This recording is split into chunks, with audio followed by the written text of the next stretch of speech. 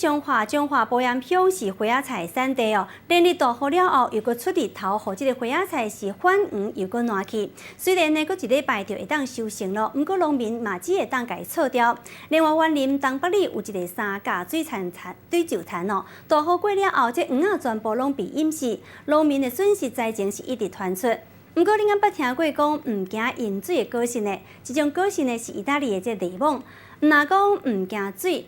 这果实嘛会当连皮规粒做伙落去食，互这个果实唔惊水灾，农民的经济嘛会比较较好。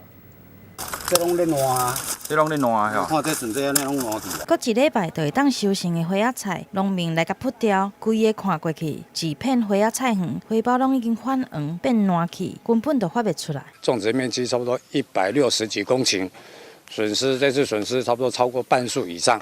然后农民的损失，每分地损失都好几万，10-20万。彰化保盐乡是花仔菜产地，连续几落日的大雨，搁出日头，互花仔菜拢泛黄变烂，农民的损失是真惨重。镜头来到园林的东北里，生落的农民有3甲外地稻仔园，播稻仔了后，煞拄着大雨，黄啊全部拢淹死。久无了无呼吸，伊早自然就断了去啊！啊，烂掉去，伊排水就无排袂出去啊。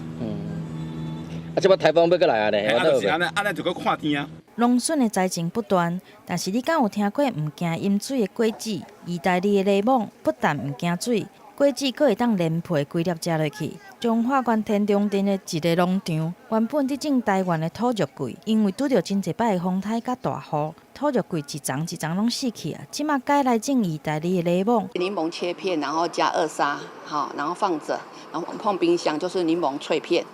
也是甘生丁，然后你也可以做酵素，然后酵素的酱你也可以配菜。农民看天食饭，这种唔惊水的意大利泥网，成功来断势农民的经济。记者综合报道。